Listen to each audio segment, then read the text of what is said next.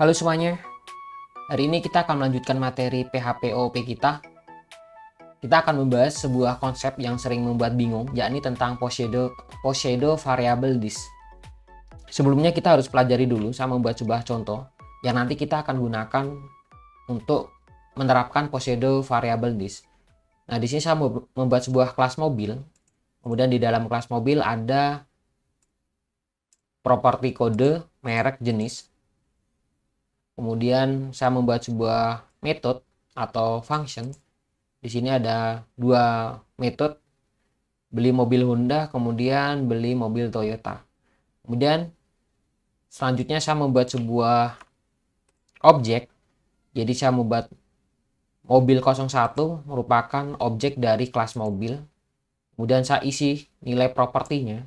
Kalau yang di kelasnya saya kosongkan.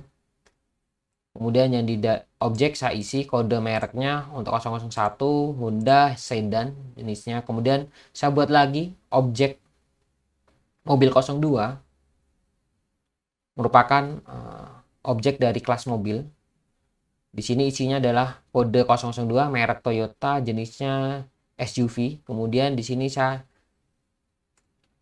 print atau saya cetak untuk metode dari mobil Honda kemudian beli mobil Toyota. Oke, kita testing hasilnya.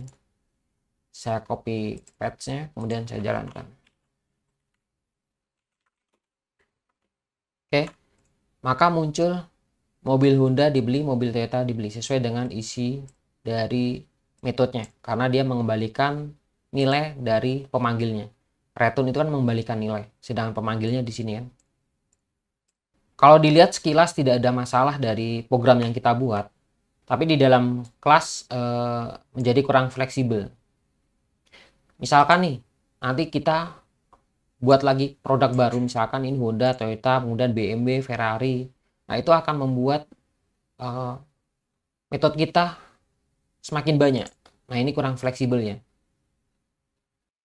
Nah, ada cara lain daripada kita membuat metode untuk masing-masing merek.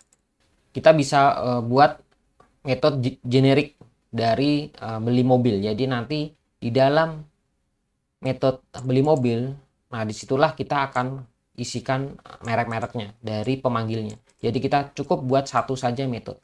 Oke, langsung saja kita contohkan. Kita buat dulu ya, hampir seperti ini. Kita buat baru dulu.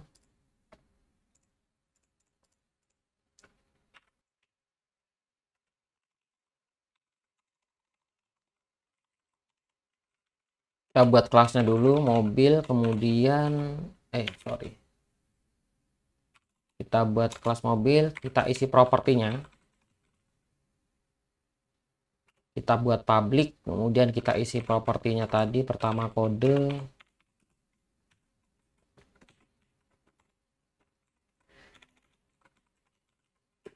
kemudian merek, dan kita buat public lagi, public, kemudian jenisnya.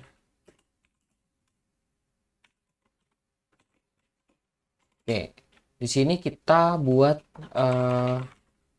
metode function, kita tulis dengan beli mobil, nama metodenya. Kemudian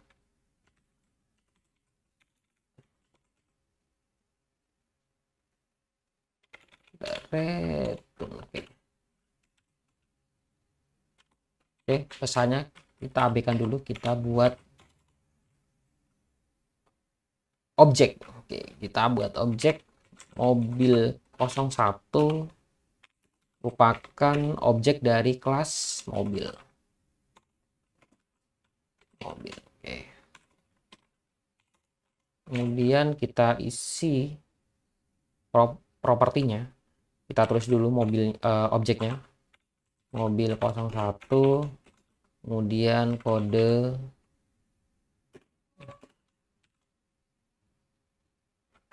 01. 01 sama dengan kita tulis properti mereknya, kita isi mereknya Honda, kemudian kita buat mobil 01, jenisnya kita kasih jenisnya sedan gini aja. Kemudian kita echo, kita panggil ini metode. Oke, kita echo, kita tulis lagi mobil 01, kita tulis objeknya, kemudian kita panggil beli mobil. Oke, kemudian nah disinilah kita menggunakan satu metode, kemudian nanti dia memanggil untuk mereknya, beli mobil mereknya misalkan Honda.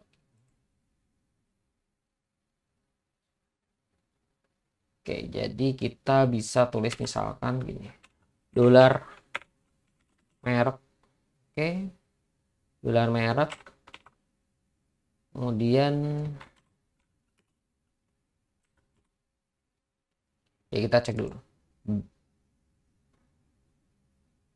Oke, dibeli gitu. Oke,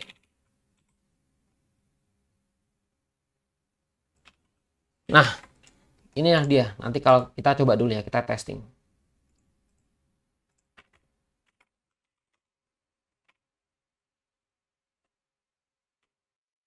Ya teman-teman, di sini terjadi error.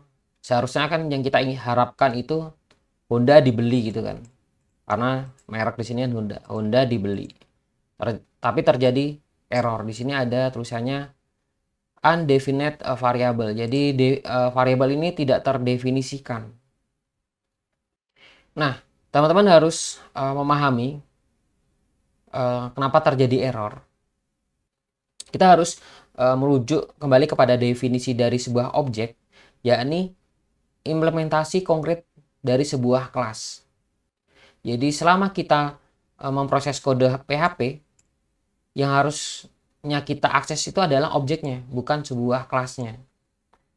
Jadi di kelas itu hanya tempat untuk mendefinisikan atau sebagai blueprint. Nah, inilah terjadi error. Nah, ketika saya tulis di sini return merek dibeli, merek ini merujuk ke kelasnya. Akhirnya terjadi error karena dia langsung mengakses sebuah kelas. Padahal seharusnya itu yang diakses adalah properti yang berada di objek. Nah, di sini kita butuh sebuah variabel yang menandakan bahwa yang kita akses itu adalah properti dari sebuah objek. Nah, itulah dia kita menggunakan variabel this. Langsung saja kita contohkan. Jadi kita tinggal tulis di sini $this. Kemudian kita oke, kita reload. Oke ya. Jadi variabel this itu menandakan bahwa kita merujuk ke sebuah objek. Jadi selama kita mengakses sebuah kode PHP, yang harusnya diakses itu adalah sebuah objek, bukan sebuah kelas. Karena di sebuah kelas itu tempat kita mendefinisikan sebuah properti dan metode saja, atau sebagai blueprint. Oke teman-teman, semoga teman-teman paham bagaimana penggunaan variabel PseudoThis. Karena nantinya kita akan sering menggunakan variabel this.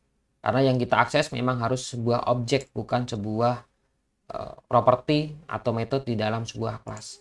Kelas hanya sebuah tempat mendefinisikan sebuah properti dan metode atau sebagai blueprint. Oke, selanjutnya kita akan belajar argumen metode.